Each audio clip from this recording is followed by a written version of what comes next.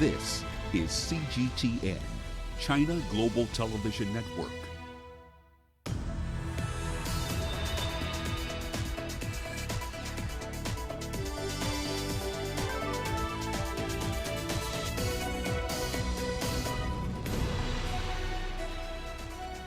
Hello there, welcome to this edition of Global Business Africa. In the next hour, we'll run through all the business news stories you need to know about from Africa and beyond. But first, to run through the markets that we do track here on the program.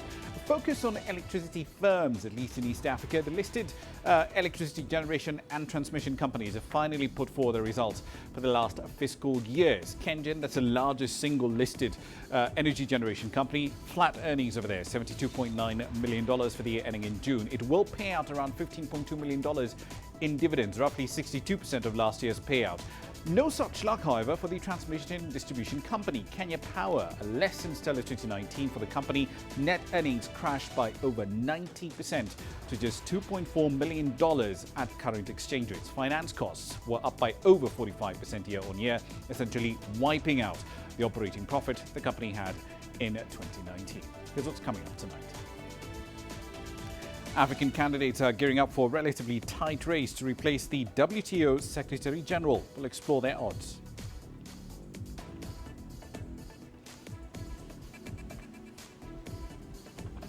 West African leaders are debating a single currency at the ECOWAS summit in Niamey. And we'll explore why the latest policy moves from London have thrown trade talks with the EU into disarray. Our starting point tonight, however, is in the world of trade, as the first round of the selection process to find a new Director General for the World Trade Organization is kicking off in Geneva. Ngozi Okonjo-Iweala's campaign seems, at least in some quarters, to be in a bit of trouble. The high-profile Nigerian candidate has revealed that she obtained U.S. citizenship just last year, essentially now becoming a dual citizen of Nigeria and the United States. Now, she has not, to be clear, broken any rules, but for some members of the 164 member states of the WTO, they're a little unsettled by not only the lack of transparency on this, but they also fear that she will favor her new adoptive country in future talks. There are 8 candidates at the moment who are striving to take the reins at the Geneva-based body, including the widely tipped frontrunner Amina Mohammed. She's Kenya's former trade minister, and Jesus Siad Kuri, Mexico's chief negotiator of the US-Mexico-Canada trade agreement. So then let's explore this in a bit more detail. Paul Mashauri is an economic diplomacy analyst. He joins us from Dar es Salaam in Tanzania. Thank you for your time this evening, sir. So Africa has 3 candidates vying to replace Roberto Azevedo. What are the strengths and weaknesses that each of them are bringing to the table? Yeah, thank you so much. First of all, I think this is an opportunity for Africa to present very strong candidates. And as you know, throughout history, we never had an opportunity as Africa to have the Director General from the continent. And if you take a look at all the candidates, you think about Amina Mohammed from Kenya and Madoua from Egypt, as well as Dr. Ngozi from Nigeria. These are very strong candidates. They have diplomatic connections. Most of these guys have actually served in their governments. You speak about Amina Mohammed and Dr. Ngozi. But what I'm saying is we have more advantage if actually we could present a candidate like Dr. Ngozi, because she has a diversity of experience. As you know, she has actually served international organizations, mostly the second to the top position at the World Bank, and she has a proven record. So I'm very confident indeed, both in terms of the gender, because now we have Amina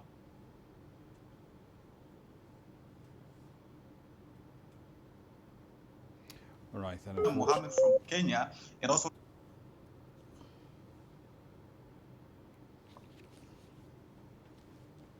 All right, then unfortunately we're having problems with that particular connection there with Paul Mashauri in Dar es Salaam, Tanzania.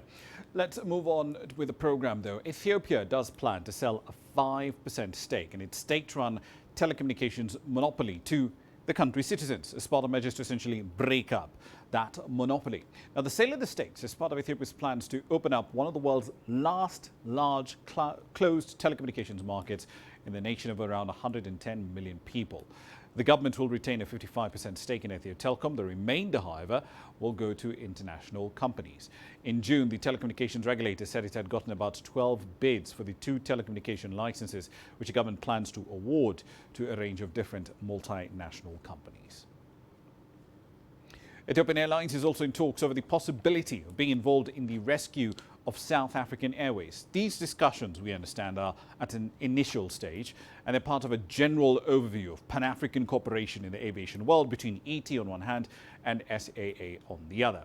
South African Airways has not made a profit since 2011. It has been under a formal bankruptcy protection since December last year. Creditors have approved a restructuring plan, however, and the government needs to find at least $580 million of funding in order to make this plan work.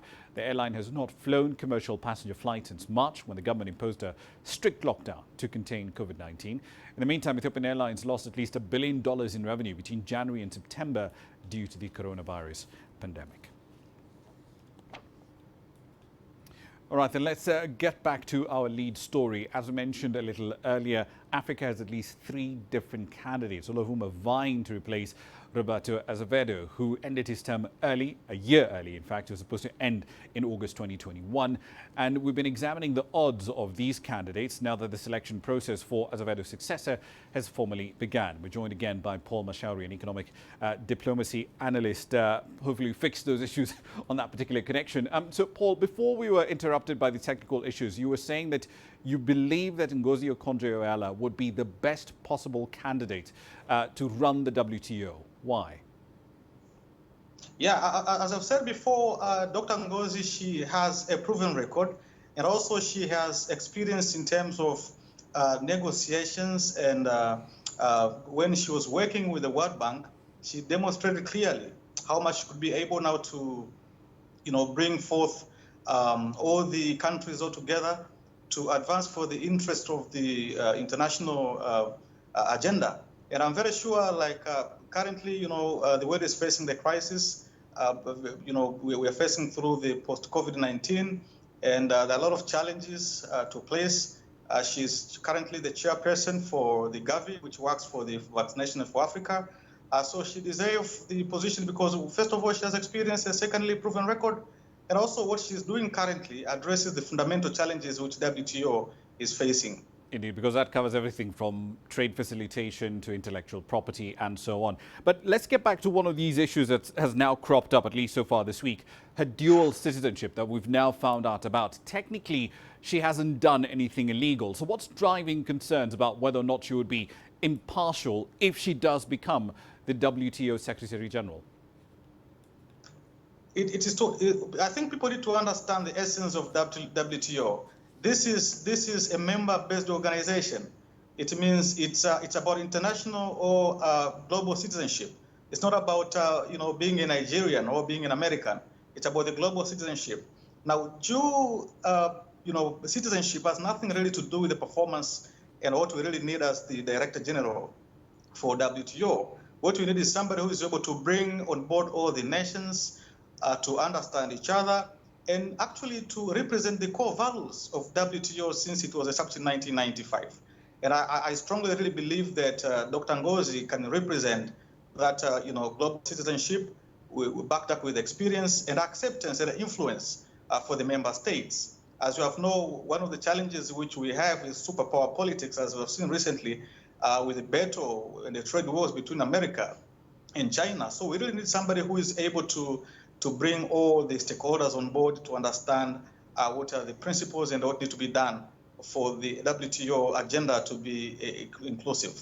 But given the current environment that we're in, as you mentioned, the trade disputes raging right around the world, and for the 25 years plus that the WTO has been in existence, Africa, for the most part, has been a rule taker and not really a rule maker at the WTO. Do you think she'll be able to change that? Definitely yes, definitely yes. As you know, we come back to the same question. If you take a look at the candidates from Africa, from Ado in Egypt to Amina Mohammed in Kenya, and also Dr. Ngozi, these are the people who have internally really been very proactive and active in all the agenda concerned. You take a look at Amina, for instance, from Kenya. She has been quite successful in terms of, facilitating the agenda during the ministerial conference, even the one which took place in Kenya. Similarly to Madu, who really has actually worked throughout his career at the General Agreement on Trade and Tariff before it became WTO. And also Dr. Ngozi, as you know, she's a very strong candidate. She has been a minister in Nigeria. She has been endorsed by Aliko Dangote, and she represents diversity. So I'm quite optimistic that this is the time for Africa. And as you know, currently we are thinking about the Africa Free Trade Agreement. So it's an opportunity to work on the international agenda, but also to represent Africa. And it's going to be an opportunity to showcase what Africa can do at the global stage. Right. One last question for you, sir. A replacement, ideally, should be in place by the 7th of November, assuming that the processes are followed as they should be. But given all the gridlock we've seen at the WTO in other matters, we still don't have appellate judges, for example, because the United States, the current administration over there, has blocked the appointment of fresh judges. Do you think that November 7th deadline can be met? Definitely, yes, it can be met, because at the end of the day, the world understands the situation in which we are through. There are so many challenges with the economies, especially after the COVID-19, and everybody around the globe is interested to see that the world recovers. The world should recover from the pandemic, and also there are very critical issues which really need to be addressed for the world, the economy to be at par. Which means it is at the core interest of every member state to make sure that the process goes smoothly, and we get the Director General is going to take over and to take us through the process of recovery, the process of adaptability, and also to actually continue with the agenda which is at hand currently with the WTO. You speak about the fishery programs, which is an ongoing agenda. All of this need to come to an end if at all WTO has to be effective and has to stay at par with the mandate which has been given. Indeed, November 7th isn't very far. We'll see how this plays out. Paul Mashauri, live from Dar es Salaam. Thank you very much for your time this evening. Now, on to Nigeria. It is Africa's largest producer of crude oil, but it also happens to be the second largest producer of fresh tomatoes in the continent, with annual output of about 2.3 million tons. But rising demand and farming inefficiencies have created a rather curious supply gap that now stands at 700,000 metric tons. And that in turn has forced the country to plug that hole with imports. In a measure to conserve its reserves and encourage a lot more local production, however, the central bank is placing tomatoes and tomato-based imports on the restricted list as far as forex access is concerned. Here's CGTN's Kelechi Emekalam with more details on that story. Cultivating tomatoes. It started out as a passion for Shadrach, a graduate of botany, but for nearly half a decade it has become his main income earner. He harvests 60 to 70 baskets of tomatoes every week from his half-hectare farm. When prices are up, a basket could sell for about $8. But with the COVID-19 pandemic teeming with erratic rains, harvests have been poor this year. This has induced inflation and scarcity of this all-important food in Nigerian homes. It's quite lucrative because it sends something down to the account. Like many tomato farmers in Nigeria, Shadrach aims to expand production of the staple food. However, several factors like poor infrastructure are hampering his dream. There are a lot of challenges. One, we have issues of capital, and then the market, in the sense that the market tends to be poor with the importation of tomato peas from other countries. And apart from that, we also have issues of bad road, in the sense that like we that are in this region, you find out that the roads are very bad, in the sense before you get your goods down to the market or to where you can sell, some of them will have already spoiled. According to a 2018 report by PricewaterhouseCoopers, Nigeria is Africa's second largest producer of tomatoes, producing 2.3 million tons annually. But this is not enough, and the West African nation is forced to spend $360 million on the importation of tomato paste every year, making it the third largest importer of the commodity that is viewed as a must-have in Nigeria's culinary repertoire. Local production is not enough to meet the demand, that is even the local demand of tomatoes. That is why in times past, Nigeria has had to rely on those coming in either from the ports or from our land borders. That is the simple reason why we are the second highest producers in Africa, and yet we still have to import. Other measures, apart from restrictions of the land borders, is to do more. Restrictions of the border is a good thing, particularly for us local farmers. It means that there's more work for us to do to be able to meet the local demand and hopefully eventually to be able to export to other countries. The federal government's been making effort to reduce tomato imports and boost local production. The central bank has already placed tomatoes on the foreign exchange restriction list alongside other staple foods like maize, rice and poultry products. Players in the agricultural sector are looking to government for more support to boost production and develop infrastructure for better storage and processing of tomatoes. Kelechi Emekalam, CGTN Abuja, Nigeria.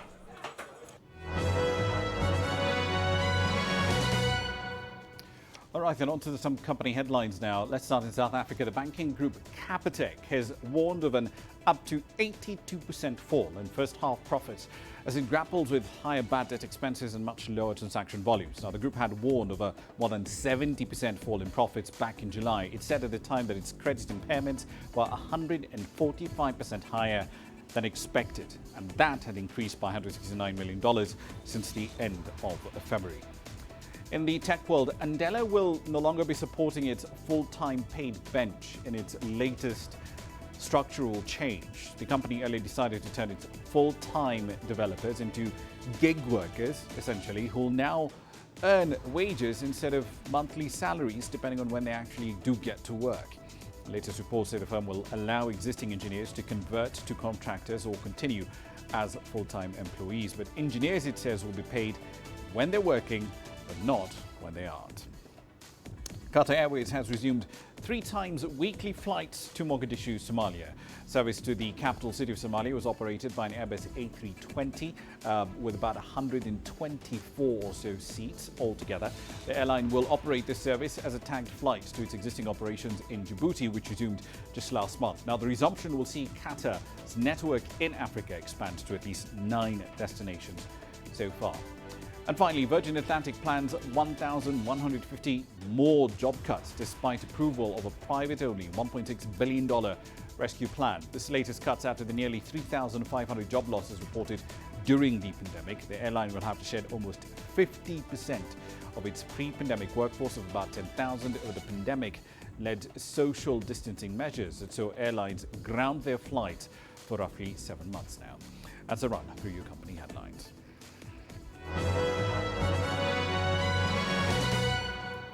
You're watching Global Business Africa. We're about 20 minutes into the hour. Here's what's coming up next.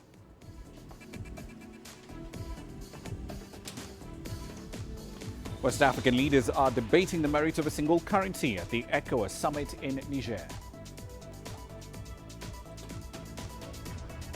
And trade volumes between China and Egypt hit $5.2 billion worth in the first 7 months of 2020. The data coming up shortly. The world economy as we know it is about to change. Global business reports highlight emerging markets, developing countries, and dynamic sectors worldwide. We feature top analysts and newsmakers to provide perspectives on every facet of business. From an on-the-ground perspective, we provide you with balanced and objective assessments. Fast, sharp, and insightful. Global Business, only on CGTN. There's more to this place than just glorious landscapes. There's more to it than just, say, Table Mountain or glorious, endless salt flats. There's more to it than countries that are home to some of the deepest mines in the world. There is so much more to this place, even if it is home to some of the finest diamonds on the planet.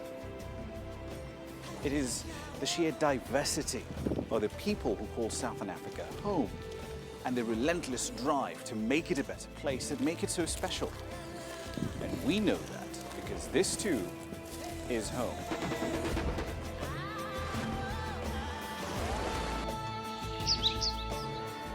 No one knows Southern Africa like we do.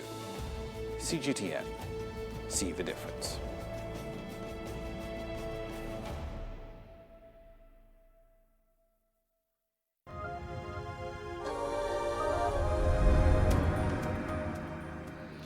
Welcome back to the program. Now, heads of state of the Economic Community of West African States, or ECOWAS as it's more commonly known, are meeting in Niger's capital of Niamey. Now, the summit is the first to physically bring together these heads of state and government in the sub-regional organization since the outbreak of the COVID-19 pandemic. Leaders are examining reports on the state of the community, the action plan for regional security. Remember, we of course have a serious problem in that region, particularly in the Sahel. The ECOWAS Monetary Cooperation Program, as well as the impact of the pandemic. Now, the summit will also receive a special report on the ECOWAS Single Currency Program. It will be presented by the President of Sierra Leone, Julius Maada Bio, and the President of Cote d'Ivoire, Alassane Ouattara, who's the chair of the West African Economic Monetary Union. Let's get a bit more details on what's coming out of the summit. Deji Badmus joins us on the line from Lagos with more data on this. Deji, let's start with a bit of history here. Back in June, President Buhari expressed concern about some countries moving faster than planned to take up the ECO ahead of others. Is that still a concern in Aso-Rock, and why is that being seen as a problem? It's still a very huge concern, Ramah, and the president of Nigeria actually expressed that concern again today during the summit in Miami, asking that the process be delayed. So it's a huge concern, and for Nigeria, part of the concern is that having the ECO as being planned by the Francophone countries now. It's certainly not in line with what was originally planned for the ECO by the entire region, and that Nigeria is essentially not comfortable with the fact that, for instance, just as the Francophone countries plan it, that the ECO will be pegged to the euro. That is something Nigeria is not comfortable with. Nigeria, it's more aligned to the dollar, and Nigeria is also particularly concerned that pegging it to the euro and having the French influence will also mean absence of sovereignty, if you like. Nigeria wants to be. Nigeria is the biggest player in the region, and it wants to have a say, a bigger say now in how the process goes. So it's a lot of concern for Nigeria. And it's part of what the President Muhammadu Buhari expressed today, and then asking that the adoption of the single currency be delayed, and asking the Francophone countries to reconsider their decision to start their own ECO now, so to speak, this year.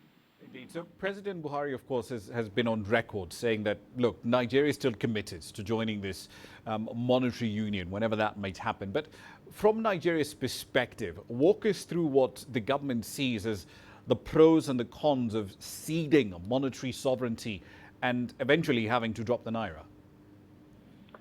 To be candid, talking about monetary sovereignty, I must tell you, Ramah, that it's a huge concern here, and I think the government is still psychologically attached to the naira, despite the fact that, of course, there are clear advantages now for the adoption of the single currency. I mean, for Nigeria, for instance, no doubt at all, Nigeria feels that the adoption of the single currency now would help traders in this country to expand their markets. And, of course, the issue of exchange rate fluctuation, of course, will be eliminated. You also have the issue of, price transparency and, competitive devaluation. So no doubt that there will be some semblance of stability. But, for most Nigerians and the Nigerian government, is what is really the problem is that first, the adoption of this single currency would lead to the CBN, for instance, losing its control on monetary policy in this country. It's something Nigeria is finding it difficult to come to terms with. And then that psychological attachment to the naira as well, it's something very, very big. And everyone believes that's part of the reasons why it appears Nigeria's approach to the whole single currency idea thing has been, sort of snail pace or double speak, if you like. In one breath, the country is saying, look, it is committed to it. In another breath, it is actually not taking the kind of measures, speeding up its measures now to ensure that the single currency thing comes to fruition. Indeed, we'll see how this plays out. Dr. Badmos on the line there from Lagos. Thank you. Now, the value of trade between Egypt and China stood at $5.2 billion worth during the first 7 months of 2020. Egyptian authorities are trying to create thousands of jobs in the small and medium-sized enterprises sector, and they're keen to tap into China's long experience in the field to realize that goal. From Cairo, CGTN's Yasser Kim takes a look at the trade ties between the two sides. Chinese President Xi Jinping has met his Egyptian counterpart Abdel Fattah el-Sisi 7 times in the last 5 years. It's a reflection of the strong ties between both nations. These ties have been translated into growing economic cooperation. In spite of the constraints of the COVID pandemic, economic trade has reached a respectable $5.2 billion in 2020. It makes China Egypt's top trading partner, raking 11% of Cairo's total trade with the world. We didn't expect to reach half the amount of trade due to the 3-month lockdown. This is because the base of cooperation is strong and there's been a long-term strategy to strengthen this partnership between the two governments. As for Egypt's imports, the first thing that comes to mind are toys, shoes, clothes and vehicles. Raw materials for means of production constitute 80% of imports from China.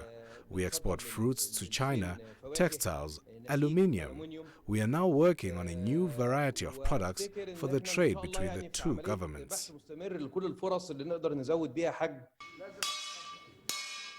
But what Egyptian officials want to focus on as well are investments, especially in the small and medium-sized enterprises. This sector is seen as the backbone of economic growth, employing thousands of its citizens. And the North African country plans to benefit from Beijing's vast experience in this field. China's economic success has been based on SMEs. The successful emerging multinationals that are competing all over the world have started as SMEs and startups. It's a smart move from Egypt to try benefit from China's success. While China believes we have good potential, manufacturing is crucial for Egypt. High-tech and latest technology is something Egypt wants to adopt from China, as well as new ideas of projects for SMEs. The Central Bank of Egypt has pumped billions of Egyptian pounds during the year to protect SMEs from the effects of the coronavirus pandemic. With the help of China, the next phase is about better quality projects and more advanced technologies. Yasser Hakim for CGTN, Cairo. On to South Africa now. The annual consumer price index was up to 3.2% in July from 2.2% in the month of June. The increase was the biggest monthly change since February 2016, when the rate was around 1.4%. Now, according to Stat to say, the monthly move in July was driven largely by fuel prices and municipal tariff changes. From Johannesburg, CGTN's Angela Kobola. Under the hard lockdown, the consumer inflation rate in May declined to a 15-year low of 2.1%. It recovered marginally since then. It's really a cost-push kind of inflation. It's not driven by demand. As we know from an economic point of view, the economy is in deep recession, unemployment is rising. So there's just no demand in the economy to pull inflation up. If you're sitting with 2 and 3% inflation, that's your cost of living. Now, what are wages doing in this environment? Well, first, the wages that are being retained are not running ahead at 2 and 3%. I think people who are hanging on to jobs are very grateful for 0 wage increases. So there's going to be a small decline in your real earnings because of that 2 or 3% inflation effect. With a muted inflation rate, the eyes of consumers and businesses now turns to the country's Reserve Bank, whose mandate is to manage the country's inflation rate. So what they are worried about is not so much what is the number we're seeing now, but what's the number coming at us.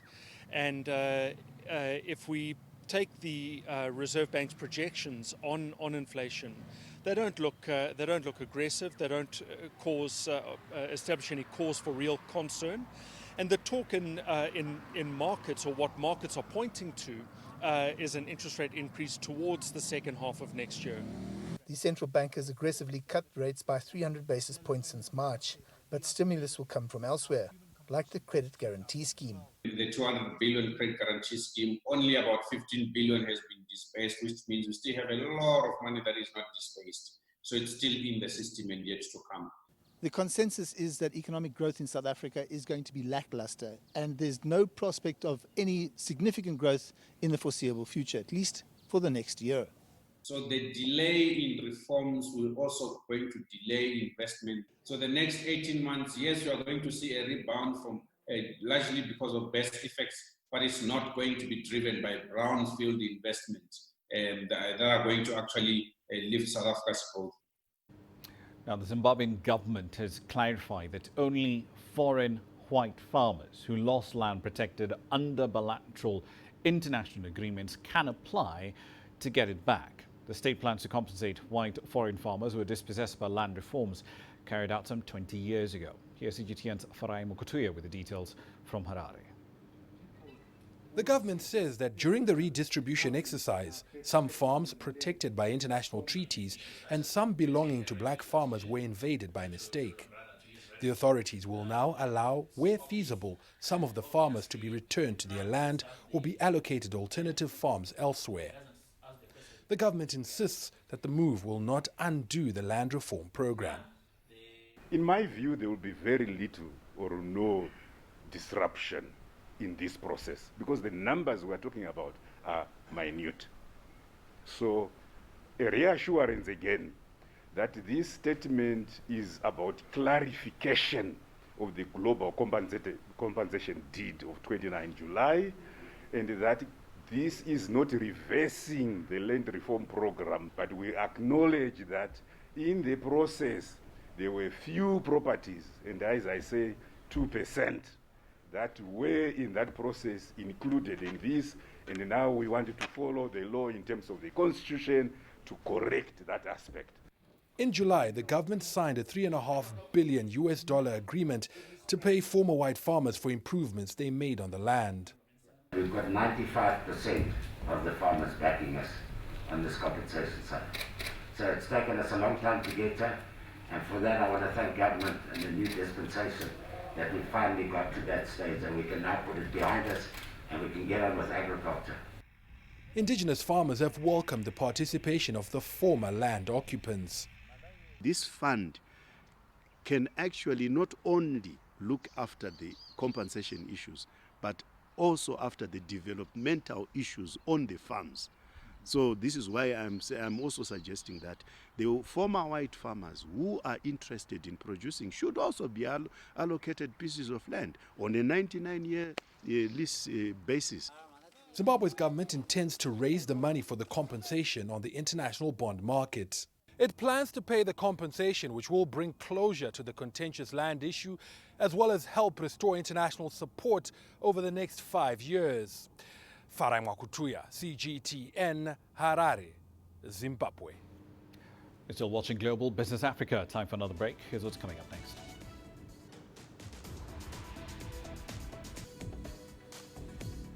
The latest policy change from London is throwing UK and EU trade talks into disarray. We'll have the details. And Africa's hard-hit healthcare industry shifting online. We'll have the details on that and plenty more in a moment.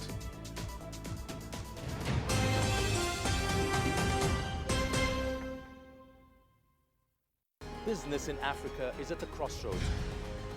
We celebrate those who are adopting and thriving despite the challenges, from grassroots to big businesses. Global Business takes you along for the ride as we track the making of a giant. Only on CGTN.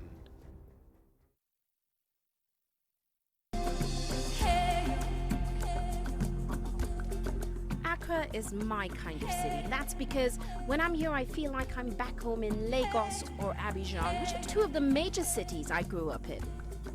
Business in Africa is high risk. After about a decade covering business news on the continent, I've learned it's all about the high risk, but also the high returns and the high energy.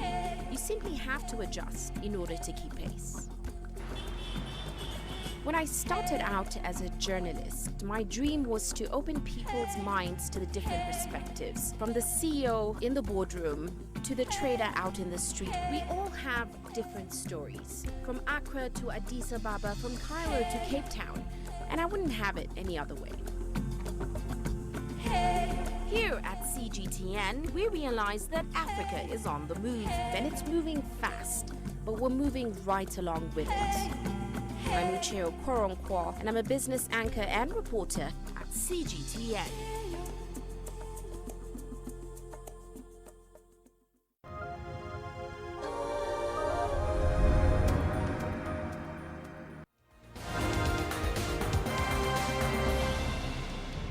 Welcome back to the program. These are the stories making your headlines at this hour. Starting in West Africa, the regional bloc ECOWAS has made a fresh appeal to Mali to make a swift transition into civilian rule.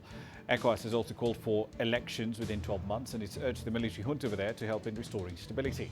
Following the August 18th military coup, the 15-member bloc placed sanctions on Mali. That included border closures, as well as bans on trade and financial flows. On to the Horn of Africa, 20 people, including 3 Somali Special Forces soldiers, have been killed in a car bomb attack.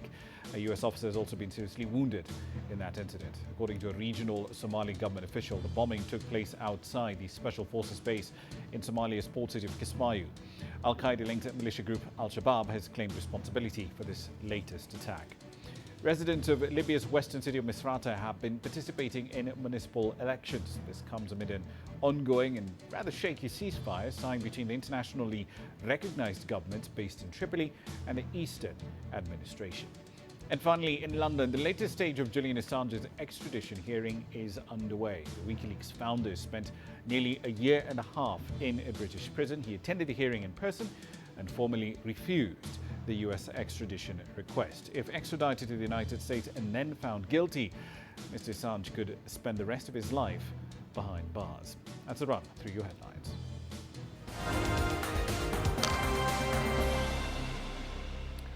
Now, on to the business of trade. UK's trade talks with the EU hit a bit of a snag on Monday. British ministers are planning new legislation that essentially will override key parts of the Brexit withdrawal agreement. Negotiations between the UK and the EU are due to resume on Tuesday, the 8th of September. But sources say that the new bill threatens to derail implementation of the agreed-to Brexit process. Now, the new bill is due to be published on Wednesday. It calls for a new UK internal market, which critics say will undermine food and environmental regulations, among other matters. The head of the EU Commission, Ursula von der Leyen, has called on the British government to fulfil its obligations under international law. London has set a deadline of the 15th of October to arrive at an agreement. London has added to its bouquet of weekend markets. The Chiswick Flower Market is the first new flower market to open in the British capital in over a century. The once-a-month market launched with a one-way system in place for social distancing. CGTN's Guy Henderson stopped by to quite literally smell the roses. Lewis Cox's flower business used to exist solely online. That was a boon during lockdowns, but now his customers want FaceTime. So Cox set up shop here at London's first new flower market in 150 years. I think being an online business, it's quite impersonal. You don't actually see anyone. You put a plant in a box and that's it. Whereas here you get to speak to people and people are quite interested to learn a lot about plants. Londoners queued right down Chiswick High Street on the opening day, giving founders hope for the neighbourhood economy. We've seen the high road really change, a lot of shops close. But also what's been great is this is a real sense of community. This is entirely done by volunteers. We're self-funded, we're a community interest company, and the profits that we make are going to go back into the high road to make it better. It's mostly local producers here too, so this place is somewhat of a microcosm, reflective of some wider trends. Well, you might think it'd be a tough time for anyone to be launching any kind of new business venture at the moment, but the founders of the Chiswick Flower Market believe they've got their timing spot on. Consumers are back out on the streets again, as you can see, but many of them prefer the outdoors. And there's a clear move towards more local consumption as people stay closer to home. Recent footfall data points to a reverse in fortunes for retailers, with city centres losing out to their local competitors. People are tending to stay close to their local centres and shop in their local centres much more than they did beforehand, which actually, and it was our local centres beforehand that were really struggling in relation to our bigger towns and cities. There's another upside to selling plants right now, of course. Stuck at home, many of us have become a lot keener on gardening. I do have a small garden, but it's had a huge amount of work in the last few months, far more than for years. As winter kicks in, who knows what'll happen. But this Sunday, this local high street is literally blooming again. Guy Henderson, CGTN, London. Recent data from China's customs authorities show a boost in foreign trade by 6% with data compared to last year. Foreign trade volume surged to over $400 billion, with the trade surplus up by 74% compared to, of course, a year ago. Exports rose by 11%. Imports edged down by 0.5%. China also shows some trade growth with the EU, Japan and some Southeast Asian nations. And the United States does remain China's third largest trading partner, despite a slight downturn compared to last year. The trade surplus with the United States narrowed by 0.8%. The total trade volume with the United States stood at over $350 billion. Now, Beijing authorities are planning to build a pilot zone for digital trade and big data exchange in a bid to develop its digital economy, if you will. The plan will focus on 6 focal areas. That includes infrastructure construction, digital industrialization, industry digitization, digital governance, data valuation, and the development of digital trade. Beijing's digital economies plan to account for roughly 55% of the region's GDP by 2022. Over the years, the digital economy has become an important support plank for China's economic development. Just last year, the country's digital economy, if you will, hit around $5.2 trillion worth of output. That accounted for just over a third of GDP. In the meantime, Chinese companies from a variety of different areas are providing trade in services for global customers. CGTN's Ning Hong explores the major part small and medium-sized enterprises are playing, especially from the capital. The souvenirs of Olympic Games are not just made in China. They're designed by a local company in Beijing. In 2008, the company became a franchised producer of badges for the 2012 London Olympics, a major success at the time. I think our initial bid, I was told by LOCOG, the London Organising Committee, that it was the best bid that they'd received, that they had ever seen for most of them, and it was kind of shown around the offices as like this paradigm of Olympic bidding. It was about that thick, and it came with all sorts of samples and designs, and it was very clearly had the UK culture and the UK Olympics, that kind of history in mind. And I think that's probably what let us stand out as a company. Winning the bid for London Olympics was just the beginning. Lu Juan and her team has designed products for major global sporting events ever since. As she put it, it's not just about Chinese culture and elements. The key is to integrate local cultures. We've introduced a lot of elements for our designs. We also collaborate with local designers to get a better idea of how to grab the attention of people with different cultural backgrounds.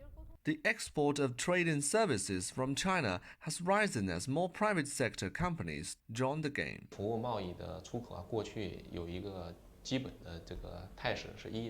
China's trade and services used to be focused on large traditional industries, such as construction. After years of development, China's service trade industry has grown quickly. Both the field and size of companies are becoming diversified, delving into things like education, culture, and finance. Online meetings and commerce have saved a lot of small and medium companies still wading through the murky pandemic markets. The development of communication technology has proved an excellent tool for helping companies go global. We believe that through online platforms, working in the cloud, through 5G and high-tech information technology applications, trading scenarios are becoming more and more diverse, which will greatly facilitate the service industry in its efforts at going global.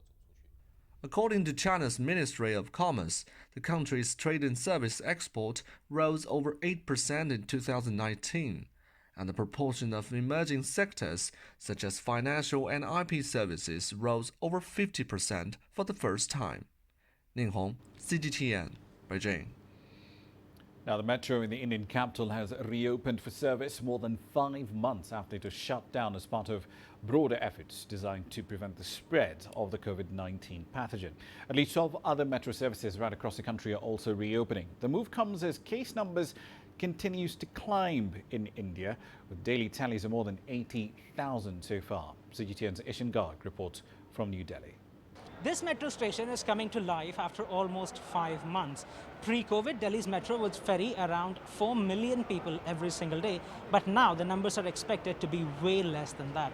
For starters, only one part of Delhi's massive metro network is restarting. The remaining parts will start later in the week. Travel is permitted only for a few hours in the day, a 4-hour block each in the morning and in the evening. Automatic thermal scanners are placed at the platforms along with sanitizer dispensing machines. Passengers are expected to maintain social distancing and wear a mask at all times.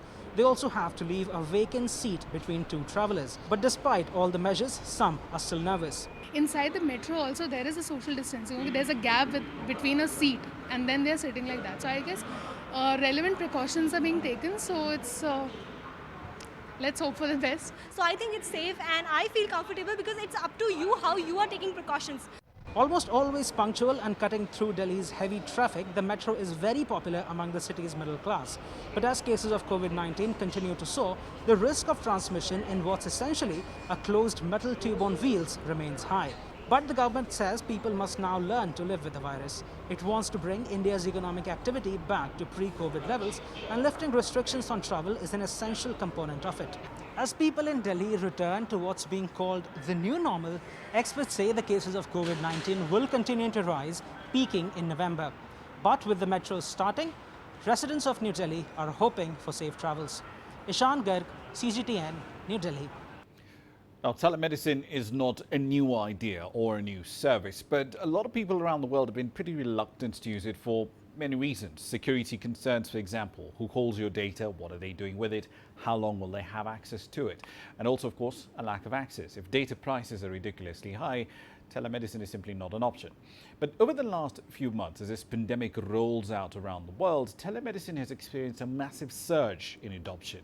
With people locked down at home, this has become the new normal way of getting access to healthcare. CGTN's Mohammed Abubakar explores how this trend is picking up in Africa in What's Hot tonight. Across the globe, the coronavirus pandemic has accelerated changes in the way medicine is practiced. With telemedicine becoming an increasingly popular alternative, gone are the days of waiting hours at the doctor's office for a prescription refill or even a simple question. The opportunities in Africa where access to medical care is often restricted are especially transformational. Thanks to companies like Nigerian health technology firm eHealth Africa, patients like Loveth Metiboba are now able to schedule appointments, review orders, check on prescriptions and consult with medical professionals right from their home. It was during this birthday when it all started and I needed to take my baby to the hospital. So I thought of it, would there be a better idea?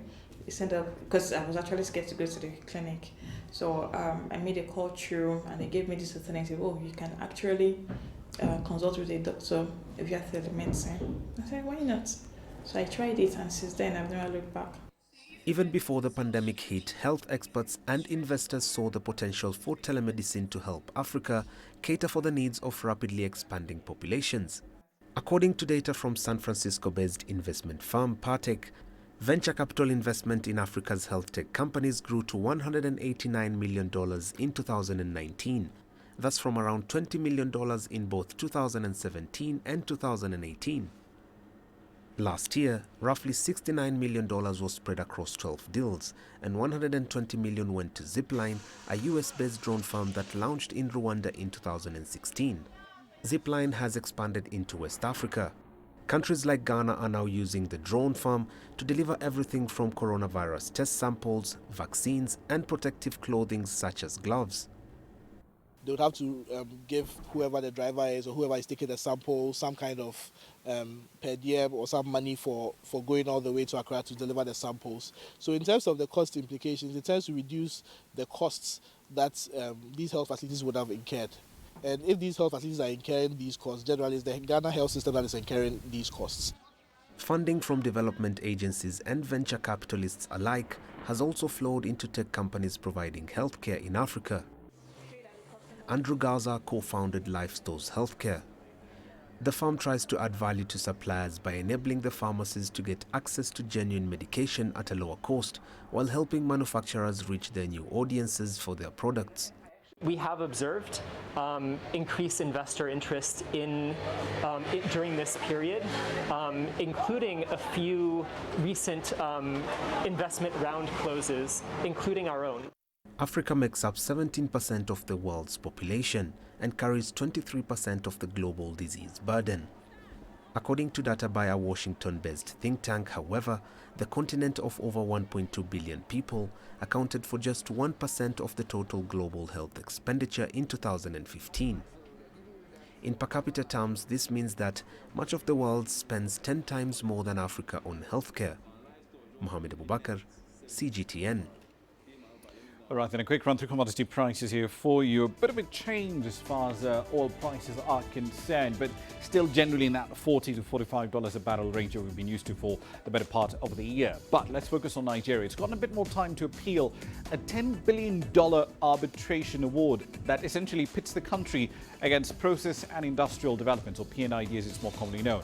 Now, the latter won a $6.6 billion arbitration award after a 2010 gas project in Nigeria essentially imploded. Nigeria is seeking to appeal against that award, even though it missed the original 28-day deadline to lodge its formal appeal. We'll see how that plays out and update you. Here's what's coming up next.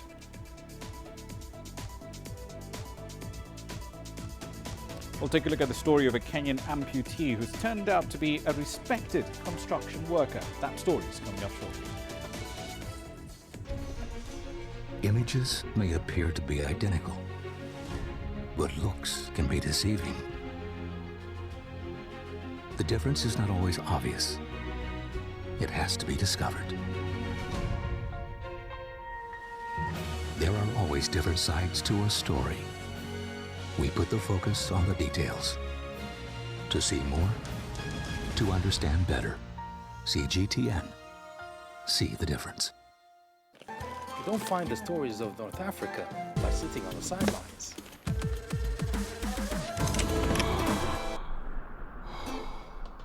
No one else will take you where we can in North Africa. And no one else will show you what it's all about. CGTN, see the difference.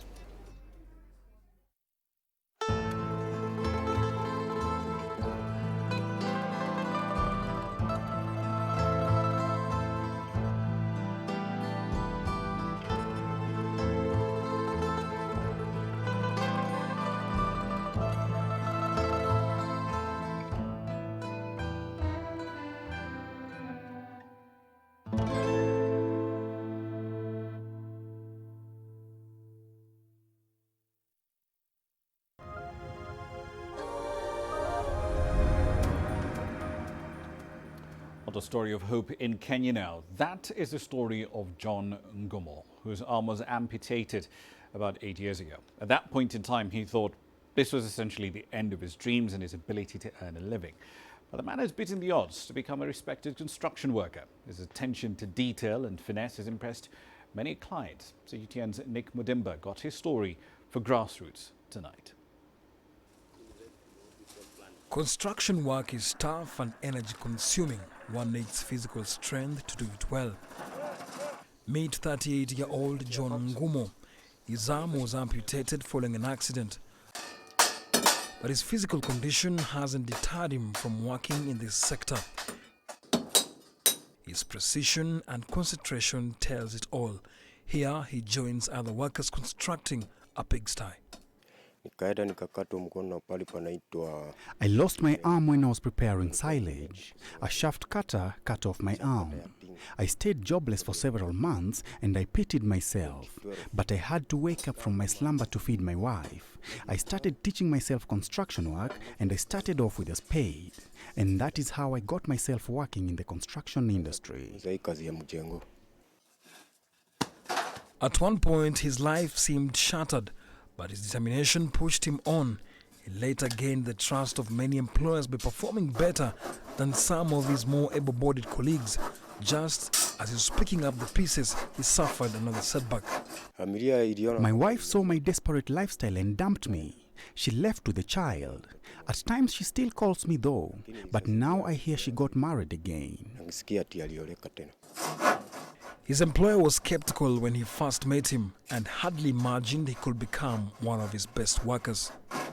The following weekend, the first time I had a building project at my hotel, I needed 4 strong men. They came and said what I gave them was too much work, but John stayed, put up with 2 other boys.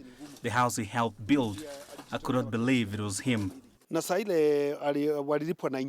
Insurance compensated him around 3,000 USD. The money got finished and his wife took off with the kid. John is now a societal mirror and a good example showing the able-bodied men out here to stop begging. He only remembers he has no arm when he looks at his body. He remains an optimist and a go-getter. I can tell the able-bodied men out here to work hard. No one will help you. Motivate yourself and work. Despite the challenges he faced, John soldiered on by working hard and never giving up. He's now among the most sought-after workers in his own area. John's story is a story of resilience. As much as saying that goes, disability is not inability, the mindset propels you to the next level. He's gone through all that, but as you can see, he's defying all the odds to be the man he needs to be in society. Nick Mudimba, CGTN, Nyeri County, Kenya. All right, then let's wrap up with a look at the currencies. Let's focus on Kenya for this particular segment. Kenya reported a 16% jump in interest costs on its public debt load in the fiscal year that ended in June. Now, Treasury data shows that the country spent about 437 billion shillings. That was actually more than initially budgeted, roughly $4.05 billion at current exchange rates. That was split roughly 72 to 28. 72% of that was spent on local debt. The remainder, of course, paid off foreign interest costs. That's it for this edition of Global Business Africa. As always, we'd like to hear your thoughts on the content you've seen on this program. In many ways to get your thoughts back to us, all of them on your screens right now. I'm Ramah Nyang in the Kenyan capital, Nairobi. Thank you for your company in the last hour. The World Today is up next from Washington, D.C.